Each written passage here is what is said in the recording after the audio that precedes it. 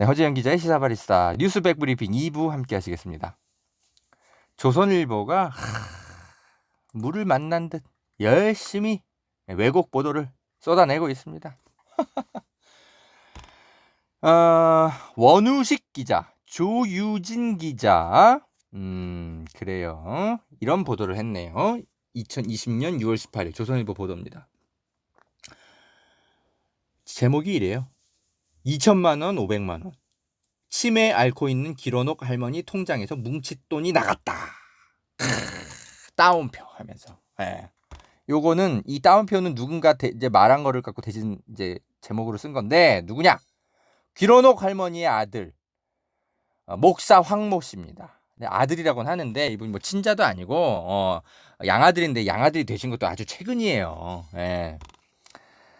하여튼 그런 분이 있어요. 예. 지금 이 황모 씨가 이런 주장을 하는 것 같아요. 지금 길어녹 할머니를 지금 쉼터에서 빼내가지고 지금 황모 씨가 데리고 있는데 길어녹 할머니의 통장에서 뭔가 그 뭉칫돈이 빠져나갔나 봐요. 그런 흔적이 나왔나 보죠. 그래서 조선일보가 그걸 가지고 이거 그 마포 그 쉼터 그 손모 씨 돌아가신 분 있잖아요. 손영미 씨.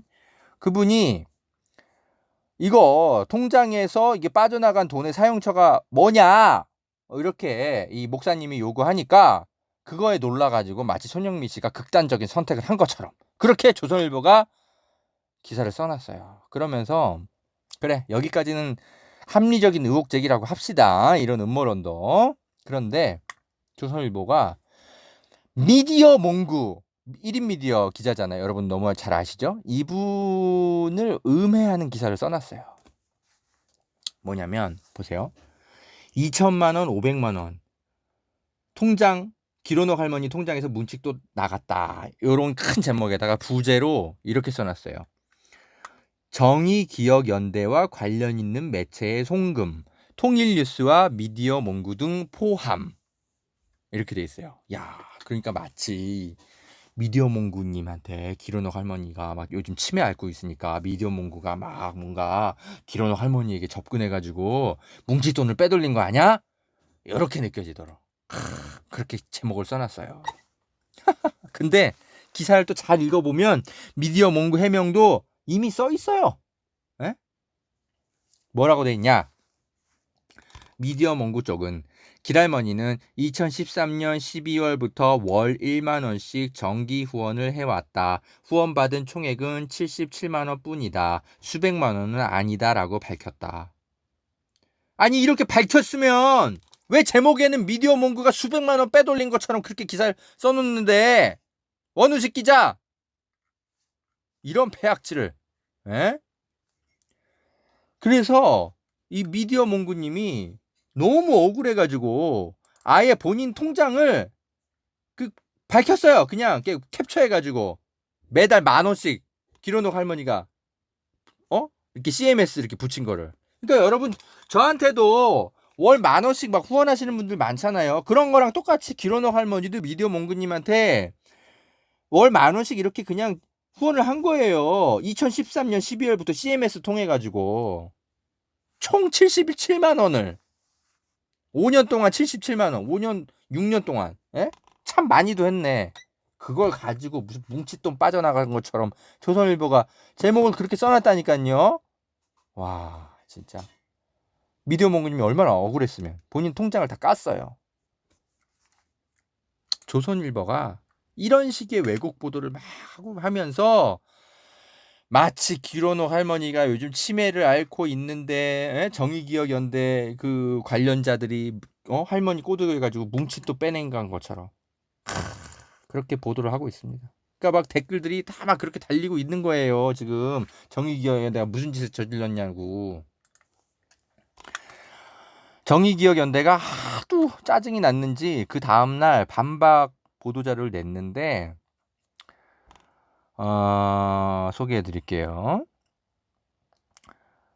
길어녹 할머니를 돌보기 위해서 4명의 요양보호사를 이 마포 쉼터 쪽에서 고용을 했는데 매월 정부와 지자체가 지급하는 보조금으로는 이게 충당이 안 돼서 2019년 지난해에만 한국정신대문제대책협의회 계좌에서 1,545만 6천 원이 간병비로 추가 지급되기도 했다. 그러니까 이게 뭔 소리냐면 그 기로노 할머니 통장에서 이렇게 돈이 빠져나간 건, 뭉칫돈이 빠져나간 건 요양보호사들을 이렇게 이게 뭐지? 이게 생각보다 이게 많이 들었나 봐요. 예, 돈이. 그래서 일부 미지급된 어떤 돈을 기로노 할머니를 요양보호한 거니까, 예, 기로노 할머니도 일부 부담을 하실 수 있죠, 본인이. 그거를 한꺼번에 결제를 한 걸로 보여요. 근데 그것만 갖고 기로노 할머니 돈만으로는 부족하니까 한국정신대문제대책협의회에서 작년 한 해에만 1,545만 원을 간병비로 함께 같이 냈다라는 거예요. 이런 해명을 합니다. 그러면서 지금 조선일보에 착 붙어가지고 의혹 제기라고 하고 있는 그 양아들이라는 황 목사님, 이분이 오히려 기로노 할머니로부터 정기적으로 돈을 받아가셨다는 거예요. 이 요양보호사들이 이렇게 증언하고 있대요. 이 기로노 할머니 양아들이라는 사람이 정기적으로 방문할 때마다 혹은 방문하지 않고도 특별한 요청에 따라 기로노 할머니로부터 돈을 달라고 해서 현금을 제공한 적이 있다.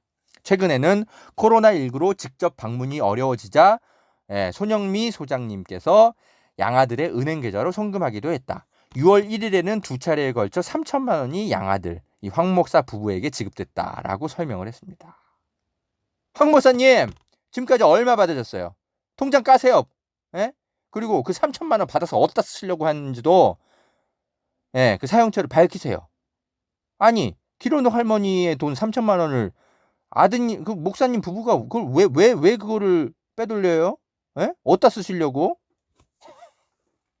그리고 기로노 할머니가 지금 치매 상태라고 이 목사님은 주장하시는 것 같은데, 그러면 이 정의기억연대가 이렇게 설명합니다. 길할머니가 이미 치매 상태라면 지난 5월, 불과 한 달 전이에요. 기로노 할머니의 도장과 주민등록증을 가져가서 양자 등록을 황 목사님이 하시지 않았냐. 그럼 그것도 문제가 되는 거 아니냐. 그러면 안 되는 거 아니냐. 라고 꼬집었습니다. 국민이 중간 입장에서 평가를 해보면요, 정의기억연대가 이상해 보일 수도 있죠. 그런데 황 목사님 부부도 이상해 보이는데요. 통장을 까야 될 건 정의기억연대뿐이 아닌 것 같은데요. 자, 기로노 할머니는요, 김복동 어른과 함께 사시면서 정말 몇 년 동안 정말 자신을 희생해 가시면서 이 위안부 피해자 운동을 함께 이끌어 오셨던 훌륭한 인권 활동가십니다. 이분의 명예가 더 이상 훼손되지 않도록 아들을 양아들로서 최근에 입적을 스스로 하셔가지고 기로노 할머니 보호에 나서신 분, 처신을 똑바로 잘 하십시오. 본인도 의심받으실 수 있어요. 지금 이 양아들이라는 목사, 이분이 기로노 할머니를 마포 쉼터에서 강제로 거의 데려간 것 같아요. 이 기사들을 보니까 기로노 할머니는 안 나가시겠다고 했는데 설득해서 데려가신 것 같아요. 어쩌면 기로노 할머니를 우리 시민들이 구출해 와야 될 수도 있는 것 같습니다. 이 목사라는 분이 정말 순수한 목적으로 기로노 할머니를 모셔가신 건가, 글쎄요, 의심스러운데요. 기로노 할머니가 혹여라도 위험에 처해 있다면 저한테 제보 주세요. 제가 정의기억연대 활동가랑 같이 가서 구출해 오겠습니다. 위안부 그 피해자들의 가족이라고 스스로 주장하시는 분들이 있는데, 그분들이 단체를 만들겠다라고 하네요. 중앙일보의 단독 기사로 6월 18일 날 쓰였습니다. 이우림 기자가 썼는데, 이렇습니다. 정의기억연대와 윤미향 더불어민주당 의원이 일본군 위안부 피해자인 어머니를 앵벌이 시켰습니다. 더는 다른 단체에 휘둘리지 않고 위안부 문제가 해결될 수 있도록 가족들이 직접 나서겠습니다 하면서 아마 지금 그 기로녹 할머니를 모시고 있는 황 목사란 분이 이렇게 인터뷰를 한 것 같아요. 정의기억연대는 이전부터 위안부 피해자 가족들이 모이는 걸 싫어했다. 본인들이 중심이 되어 가족들을 관리하면서 뭉치는 걸 막았다. 라고 얘기를 했네요. 글쎄요. 위안부 피해자 가족들이라고 얘기하시는데 하나같이 양아들, 무슨 양딸 이런 분들이잖아요. 최근에 가족이 되신 분들인데 저희 국민들이 보기에도 당신들이 좀 미덥지 않거든요? 정의기억연대가 그런 걸 불안해했을 수도 있는 거 아닌가요? 예. 저도 당신들이 모이는 거 싫은데요? 예. 불안해요. 할머니들 어떻게 이용해 먹을까 봐.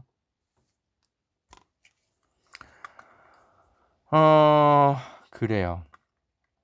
그러면서 마치 정의기억연대가 할머니들을 무슨 뭐라고? 앵벌이 시켜왔다고? 참. 자, 여러분. 제가 지난 10년간의 그 김복동 할머니, 기로녹 할머니, 그리고 윤미향 대표랑 손영미 소장 이분들이 어떻게 지내오셨는지 그 사생활 하나하나 다 찍은 영상물을 제가 구해가지고 샅샅이 다 살펴서 과연 기로녹 할머니가 김복동 할머니랑 그렇게 윤미향 대표한테 이용당하는 관계였는지 제가 정확하게 분석해 드렸잖아요. 누가 누구를 앵벌이 시켜요? 말도 안 되는 소리 하지 마세요. 김복동 할머니는 위안부 피해 그 역사 바로잡기 그 인권 운동의 숨은 리더셨습니다. 아주 온화한 리더십을 가진 아주 훌륭한 인권 운동가셨어요. 윤미향 대표는 기로녹 할머니랑 김복동 할머니를 잘 보좌하는 비서에 가까웠어요. 후원금을 어디다 쓰겠는지 하나하나 다 보고하던데요. 제가 영상에서 다 봤어요. 그리고 기로녹 할머니랑 김복동 할머니의 승인을 다 받아요.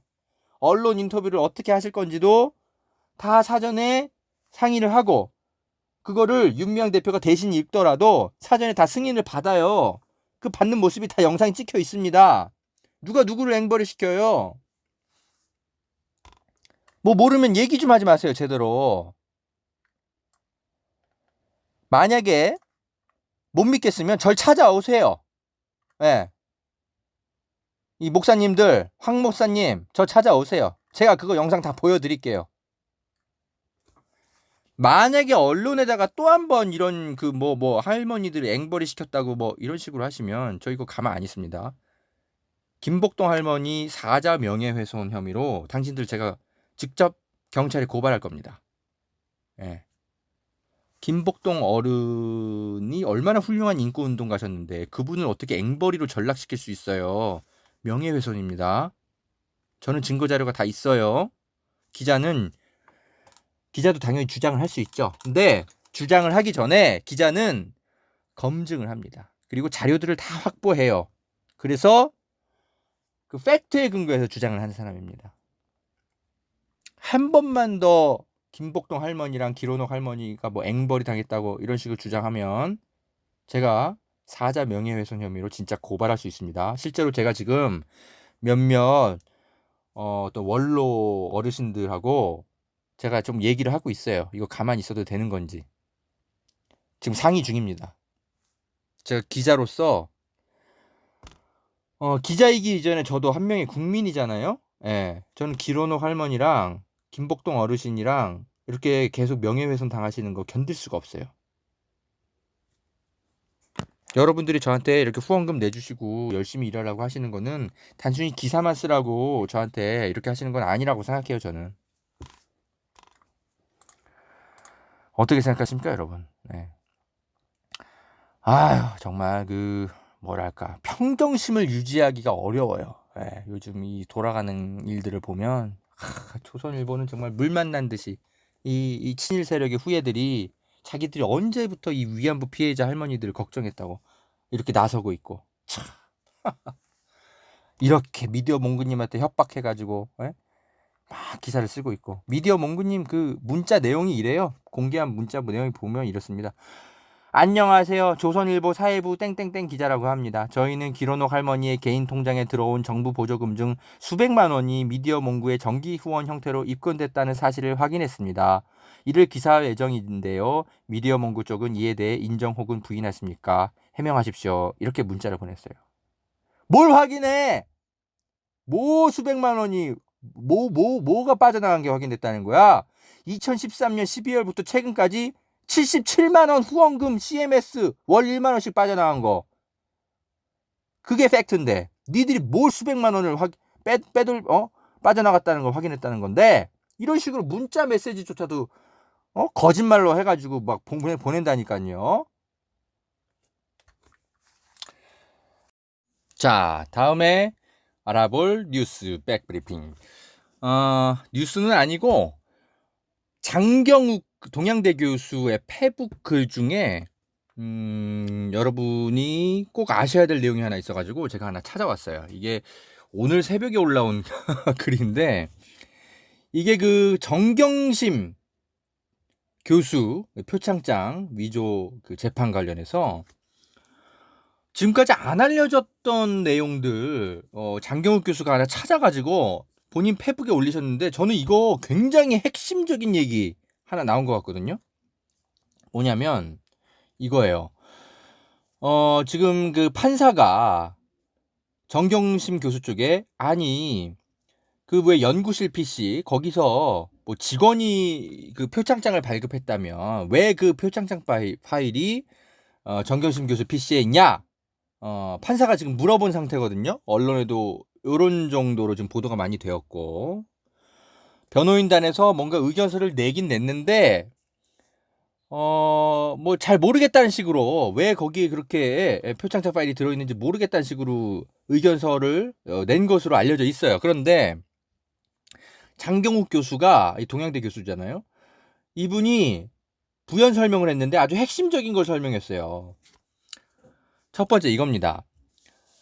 어학 원장이 직원한테 상장을 만들라고 시키면 직원이 그 자기 PC에서 한글로 파일 작업을 한대요. 그러면 그거 작업 끝나고 나서 어학 원장한테 보여주면서 검사도 받고 하면서 이렇게 만들면 될까요? 하고 하면 원장이 보고하고 오케이 하면 그대로 출력해서 직인을 받으러 간다고 합니다. 그러니까 어떤 PC에 무슨 상장 캡처 파일이 있고 뭐하고 이런 게 하나도 이상할 게 아니라는 거예요. 두 번째, 그 결제문 그 파일도 함께 정경심 교수 PC에 함께 들어있다면 백업해 놓은 경우일 가능성도 있다라는 거예요. 그러니까 상장 그 작성 파일만 들어있다면 그거는 분명히 그 작업했던 직원이 보내준 거일 가능성이 있다. 이렇게 얘기를 합니다. 그리고 마지막으로 세 번째 지적하신 게 있는데 저는 이게 핵심인 것 같은데 이 법정에서 검찰이 증거로 제시한 상장 파일이 3장인데 이것이 바로 방금 장경욱 교수가 얘기한 그 주장들을 뒷받침하는 사례라고 합니다. 이 그 검찰이 증거로 제시한 상장 파일이 3장인데 이것들은 강사 휴게실 PC가 아니라 정 교수의 연구실 PC에서 나온 것인데 2012년 7월에 지역 고교생 여러 명들한테 준 상장의 작성 파일이었다고 합니다. 그러니까 이 직원들이 만든 이 상장들의 작성 파일이 이 정경심 교수 연구실 PC에서 나온 거예요. 예. 정경심하고 아무 상관없는 지역 고교생들 상장 파일이. 예? 이것도 위조입니까? 아니에요. 검사들이 직접 이거는 정상 발급된 거라고 법정에서 확인한 거라고 합니다. 그러면 거기 그런 게 왜 있을까요? 장경욱 교수가 설명합니다. 업무상 그게 자연스러우니까 들어있는 거죠. 예? 아까 전에 제가 설명드린 거대로. 예. 그러니까 이거를 의심하고 보면 한도 끝도 없는데 이 표창장이 발급되는 그 과정을 정확하게 알고 있는 교수들은 이런 가능성까지 얘기를 한다는 거예요. 저는 이거 굉장히 중요한 팩트를 장경욱 교수가 페이스북에 덜렁 쓰신 것 같은데 이분 이거 정경심 교수 그 재판 중에 증인으로 나가서 이거 증언하셔야 될 내용인 것 같은데요. 저는 세 번째 설명드린 내용이 아주 결정적 팩트 같은 게, 왜냐하면 봐봐요. 표창장 그 캡처 파일인지 뭔지가 연구실 그 강사 휴게실에 보관 중이던 정경심 교수 PC에서 설사 그게 나왔더라도 그게 정경심 교수가 직접 작업한 건지 누가 한 건지 또는 다른 통상의 업무 과정 중 하나로 볼 여지가 있다면, 그러면 판사는 이 유죄 정황과 의심만으로 처벌할 수는 없다 하면서 이거 무죄 판결할 가능성이 매우 높아지게 되는 겁니다. 장경욱 교수 설명대로라면 그렇게 되는 거예요. 왜? 아니 무슨 다른 뭐 지역 뭐 고교생들한테 표창장 발급하고 뭐 이런 거 작업한 파일도 정경심 교수 연구실 PC에서 나왔다며. 에? 그럼 이것도 위조야? 아니래잖아요. 에? 자, 무슨 말인지 아시겠어요? 예전에 여러분 제가 설명드린 적 있잖아요. 권성동 의원이 강원랜드 그 채용비리 재판에서 왜 무죄 판결 났는지 제가 설명드렸잖아요. 엄연히 그 강원랜드 직원 컴퓨터 폴더에서 권 파일이라는 이름의 그 청탁 명단 그 폴더가 나왔어요. 들어있는. 그런데 판사가 이 권 파일이 어떻게 권성동 파일이라고 단정하냐, 그러면서 증거불충분 무죄 이렇게 판결했단 말입니다. 그러니까 마찬가지예요. 정경심 교수 PC에서 설사 그 딸 그 표창장 그거 뭔가 작업한 뭐 오려 붙이고 뭐하고 캡처했는지 어쨌는지 그런 파일이 나왔더라도 자기 딸 파일만 나온 게 아니고 다른 여러 고교생들 그 작업한 파일도 그 PC에서 같이 나왔다면 이건 그냥 통상적으로 있을 수 있는 작업이라고 볼 수 있다라고 판사가 볼 여지가 있다라는 거예요. 예. 그러면은 판사가 유죄 의심은 갈 수도 있는데 요런 것만 갖고는 처벌할 수 없네요. 다른 정상 발급한 것도 이렇게 PC에서 발견된다면 이걸 꼭 위조로 단정할 수는 없어요. 이렇게 판사가 얘기할 가능성이 매우 큽니다. 예, 이 부분 좀 짚어드리고 싶어요. 이게 근데 이상하게 이 법정에서 다 이게 검찰이 설명한 거라는데 왜 법조 그 다른 보도들을 찾아보는데 이런 게 하나도 없죠? 장경욱 교수가 이 법정에 그냥 자기가 개인 자격으로 가서 방청석에 가서 이것저것 막 기록하시는 분이에요. 그래갖고 자기 페북에 막 쓰고 계세요. 이렇게. 장경욱 교수 페북 중에 좀 눈여겨봐야 될 것들을 계속 방송에서 제가 소개를 좀 해드려야 될 것 같습니다. 자, 뭐 조국 관련 재판, 정경심 관련 재판 뭐 여러 계속 진행 중인데 제가 바빠가지고 이거를 제대로 좀 정리를 다 한 번쯤은 좀 모아서 한번 쭉 해드려야 될 때가 있을 것 같습니다. 예. 그때 다시 좀 정확하게 다시 좀 설명을 정확히 드릴게요. 자, 오늘 시사 바리스타 뉴스 백브리핑 여기까지 하겠습니다. 저는 다음에 다시 찾아오겠습니다. 허재영 기자였습니다.